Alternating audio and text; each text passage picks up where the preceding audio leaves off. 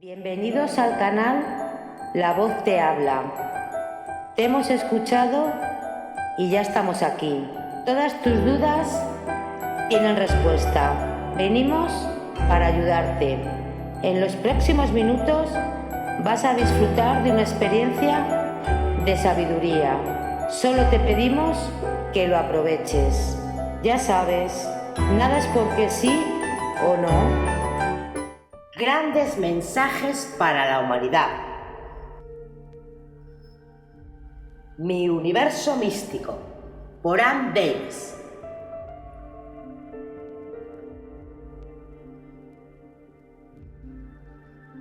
A menudo me han preguntado a qué edad y en qué circunstancias experimentaste por primera vez la consciencia cósmica. Aparentemente nací con ella, aunque durante un tramo de mi adolescencia cierto aspecto de mi percepción cósmica me abandonó temporalmente. Cada noche, desde al menos los 3 años de edad, solía hacer un ritual que me había inventado. Cuando me metía en la cama, solía repasar los sucesos del día preguntándome: ¿ha sido un día feliz o infeliz? Y seguía revisando mi vida a medida que la vivía, preguntándome: ¿soy fundamentalmente feliz o infeliz? Mi respuesta solía ser infeliz, teniendo en cuenta el hecho de que no vivía con mis padres, sino con auténticos extraños sin que me quisiesen, sin que me amasen, sin que cuidasen de mí. Entonces solía preguntarme: ¿estoy contenta por haber nacido? Me acuerdo vívidamente que solía preguntármelo noche tras noche, de ese modo tan poco gramatical. Y así solía empezar a pensar sobre los posibles futuros, y me decía a mí misma, en esencia: después de todo, no soy más que una niña, y algún día creceré y tendré el amor que ahora no tengo. Quizá conozca a alguien como Ramón Navarro, el héroe de quien estaba apasionadamente enamorada, aunque he de confesar que más adelante lo sustituí por Billy Boy. Entonces me imaginaba en la típica película como la chica en apuros rescatada por mi caballero de brillante armadura, con quien vivía feliz por los siglos de los siglos. La aventura de mi posible futuro me encandilaba. Y justo en este punto me volvía perceptiva de un cambio vibratorio que se daba dentro de mí, y mi corazón se entregaba con delicia y bienvenida a una vibración que me embebía en un océano infinito, sin principio ni final, en el cual participaba y me participaba de mí. Este océano era la superconsciencia. Las cualidades de consciencia que imbuía en mí eran la percepción del amor infinito, de paz infinita, de alegría infinita, el mismo amor, paz y alegría descritos por Samadhi, por nuestros hermanos orientales. Al analizar mis estados de consciencia cada mañana, llegaba a la conclusión de que había 2 niveles de consciencia que eran reales y un estado que consideraba irreal. Estaba segura de que mi percepción en estado de vigilia y también mi consciencia de Samadhi eran reales, pero que mi estado onírico era irreal. Solía sopesar el problema, tratando de comprender cómo podía llegar a flotar en un océano de sustancia universal sin mojarme o sin tener problemas con la respiración. La única conclusión que podía manejar era que se trataba de un nivel de percepción en que la calidad particular de ese ser infinito estaba aún por encima y más allá de las capacidades de mi estado de consciencia de vigilia para entenderlo completamente. Me pasaba todas las noches de mi niñez flotando en ese amor, paz, alegría, sin principio ni fin. Y si no fuera por el alimento que recibía de esa fuente divina, ahora comprendo que no podría haber sobrevivido a la niñez insólita que tuve. Entre los 5 y 6 años tuve una iluminación extraordinaria que amplió mi percepción y me proporcionó el reconocimiento de la capacidad de la consciencia cósmica de manifestarse en y a través del universo físico. Una noche, poco antes de mi 6º cumpleaños, me fui pronto a la cama. Tenía un humor predispuesto a la meditación esa noche y me encontré variando el ritual íntimo que solía hacer antes de dormir. Estaba analizando las experiencias de ese día en particular y sentía una tristeza punzante porque estaban llegando los primeros signos del invierno, con un frío y sus fuertes vientos, y había observado cómo otros niños eran cariñosamente regañados por sus padres por no abotonarse sus abrigos. No sentía envidia alguna al ver que los demás niños recibían esas expresiones de cariño y cuidado, ausentes en mi vida, pero sí me sentía desconcertada e incapaz de comprender por qué no recibía ese tipo de preocupación afectiva respecto a mi bienestar. Por tanto, al analizar ese día de mi vida, mi mente trataba de comprender por qué yo era tan poco querida. ¿Soy diferente de los demás niños? Me preguntaba. ¿Hay algo malo en mí? ¿Malo en mí? Mi conciencia se dirigía a mis pies y de vuelta a mi cabeza y hacia debajo de nuevo, mientras examinaba mentalmente mi cuerpo. Mis piernas eran perfectas, podía caminar, correr, saltar y bailar. Tenía 2 buenos brazos y 2 buenas manos. Podía jugar, tocar, acariciar. Mis 2 buenos oídos podían oír los sonidos del día y de la noche. Tenía 2 buenos ojos con los que podía ver el color, la forma y el movimiento.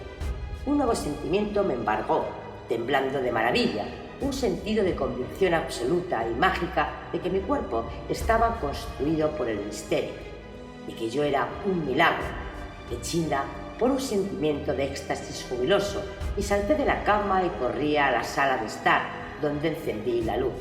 Todos estaban dormidos y la casa estaba silenciosa. Me dirigí al gran espejo y me quedé allí observándome, casi mareada por ese sentimiento de arrebato que tan exquisitamente me sostenía. Me solté el pelo y dejé que cayese en cascada sobre mi espalda. Ante mis ojos aparecía bella, maravillosa. Examinaba mi nariz, mi boca, mi mentón. Acariciaba mis mejillas con la punta de los dedos. Mis ojos recorrían mi cuerpo de arriba abajo y sentía como si un número infinito de estrellas explotasen en mi interior. Me abracé a una exultante explosión, mientras lágrimas de júbilo caían por mis mejillas. «Soy perfecta, perfecta». Seguía examinándome, percibiendo que era amada por un Dios infinito. En ese instante supe que el amor infinito de Dios me había creado. Una fracción de mi mente supo y comprendió que mucha gente sufría de innumerables enfermedades y mi perfección aparecía como un milagro aún mucho mayor a la luz de tal conocimiento. Volví a la cama incapaz de contenerme en mi necesidad de hacer algo que expresase mi gratitud y también de algún modo mi asombro. Compuse una canción de gratitud a Dios en mi mente. Entonces, gradualmente en la oscuridad, mis ojos se hicieron conscientes de la luz y una sustancia inmensa venía hacia mí, y mientras esa luz y esa sustancia atravesaban mi ser, me veía arrastrada aún más profundamente en ese estado nocturno de Samadhi, el estado de consciencia cósmica de amor, paz y gozo. De ahí en adelante empecé a sentir la perfección milagrosa de la creación de otras formas también. Ocasionalmente lo experimentaría en mi perro y en mi gato. Una vez, mientras estaba sentada y tranquila, vi un ratoncito merodeando y experimenté ese sentimiento de maravillosa perfección en el bichito. Traté de hacerle mi mascota, pero me di cuenta que se asustaría. Mucho más adelante llegué a conocer la divinidad en y a través de todas las cosas y criaturas vivientes, pero nunca he sido capaz de olvidar esa primera experiencia en la que literalmente me enamoré de mí misma, es decir, con el reconocimiento de la perfección divina de mi ser. Por supuesto, comprendí que la palabra se hizo carne, que la habilidad de amarme a mí misma, de ese modo, era el fundamento para amar a Dios y a toda su creación. Me gustaba sentarme en la ventana del segundo piso y mirar lo que pasaba en la calle. Cuando el clima lo permitía, me pasaba horas y horas de la semana en ese estado meditativo, observando, mirando y familiarizándome con el mundo extraño en el que vivía. Un día en particular, entre mis 6 y 7 años, me encontraba algo deprimida a causa de los niños que vivían en la calle. Habían acordado tratar con brutalidad a cualquiera que no fuese de su propia confesión religiosa, y ya me había librado en alguna ocasión de ser golpeada por esa pandilla de rufianes de entre 6 y 12 años. Por aquel entonces me parecía que un atemorizante porcentaje de la gente eran o bien brutales o bien diferentes respecto a los demás, y trataba de comprender por qué era así.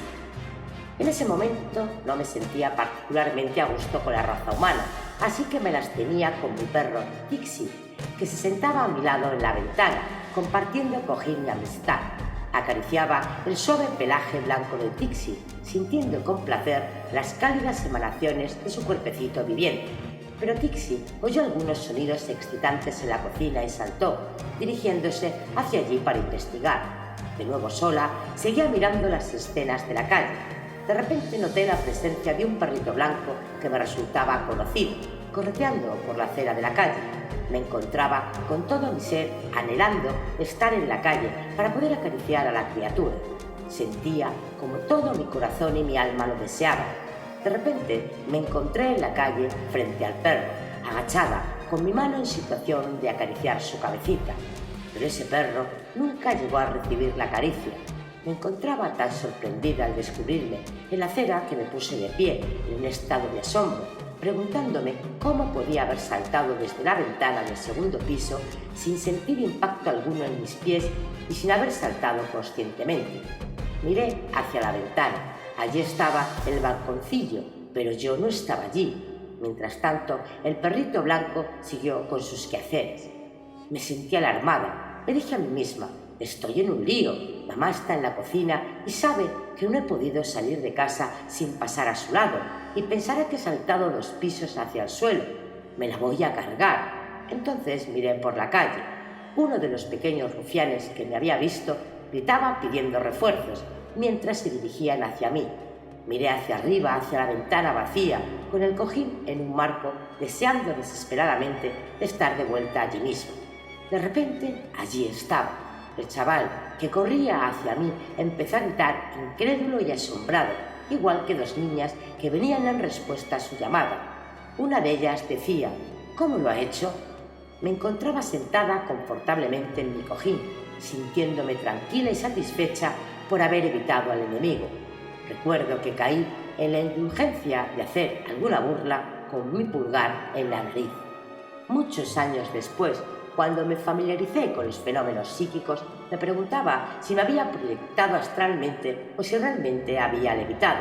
No estoy segura. Todo lo que sé es que cuando miré hacia la ventana no estaba allí, y que si me hubiera proyectado astralmente, hubiera visto mi cuerpo físico en la ventana. Por eso he llegado a la conclusión de que debe haber sido un caso real de levitación. Leí mi primer libro de astronomía escrito para niños, que lo saqué de la biblioteca poco después de pasar mi 9º cumpleaños. El placer que experimenté con las ideas expresadas en ese libro solo lo puedo comparar o igualar con el éxtasis de la gente que se enamora. De la época que recuerdo que dormía al aire libre, desde abril hasta las primeras nieves, el sol, la luna y las estrellas eran amigos íntimos. Memoricé todos los patrones de grupos de estrellas y les di mis propios nombres. Aún pienso que algunos de los míos eran mejores que los nombres que nuestros científicos les dan a las constelaciones. Desde luego, entonces no sabía que esos modelos tenían nombres. En el libro que leía recibí mis primeras ideas acerca de los átomos. Aquella noche, mientras saludaba cariñosamente a mis amigas las estrellas, me encontré preguntándome acerca del tamaño del universo, el tamaño de las estrellas, planetas y átomos. Pensaba, ¿no sería divertido que nuestro Sol y sus planetas fuesen solo átomos de un cuerpo mayor, quizá el de un cerdo? La idea me encantaba. Pensaba cuál extraño sería que todas las vidas y muertes de toda la gente y criaturas de nuestro mundo ocurriesen en un electrón que fuese en realidad parte de un animal. El libro que había leído sostenía claramente que cualquier objeto del mundo estaba compuesto de átomos, dispuestos en modelos especiales, y cada núcleo podía ser considerado como un centro igual al Sol, y los electrones como los planetas en sus órbitas. Esto evocó otro pensamiento. Si mi cuerpo estaba compuesto de innumerables átomos, me preguntaba, ¿podría haber en alguna parte de mi cuerpo un electrón que fuese como un planeta en el que viviese gente? ¿Y podría haber una niñita en ese planeta electrón mirando a las estrellas que fuesen en realidad los átomos de mi propio cuerpo físico, maravillándose también del tamaño del universo, tratando de profundizar en sus misterios? Esto me llevaba a comprender que podía seguir proyectándome por siempre en ambas direcciones, grande y pequeña. Si los cielos estrellados a los que miraba eran en realidad un grupo de átomos, dentro o formado parte del grupo de un animal, que a su vez estaba en un planeta que tenía un gran cielo estrellado, y así sucesivamente en dirección hacia lo grande, lo macroscópico. Entonces podía ser que no hubiese un final, universos dentro de universos, cada único microscópicamente más pequeño, podían estar dentro de mi cuerpo. A medida que trataba de agudizar mi mente, tratando de resolver esta cuestión en las dos direcciones, tratando de atravesar los velos del misterio, tratando de saber lo que la realidad era en términos de universo creado, sentí cómo una vibración me atravesaba y supe que dondequiera que la consciencia llegase, allí estaba automáticamente. Me hice consciente del universo como algo que existía dentro de mí, dentro de mi consciencia. Sentí que el misterio de la mente era tal que podía expandirse infinita instantáneamente en todas las direcciones, a la vez que contraerse en la forma más diminuta. Pero esta experiencia no me satisfizo, no me proporcionó ningún cómo ni por qué. Mi mente infantil no era capaz de asimilar el significado de la experiencia, excepto la comprensión de que todo el misterio residía en la consciencia y que la solución habría de encontrarse allí, pero aún no entendía lo que yo concebía como consciencia. De todos modos, a veces solía experimentar una gran satisfacción cuando me enfadaba con la gente, pensando cuán insignificantes podían llegar a ser, gente que se comportaba como autoimportancia, sin considerarse que podrían ser solo una mera nada en un planeta semejante a un átomo entre billones de átomos, formado parte del cuerpo de algo como un cerdo o una culebra. Mi risa íntima y secreta, a cuenta de esta idea, me ayudaba a no tomarme muy en serio a mí misma en aquellos tiempos.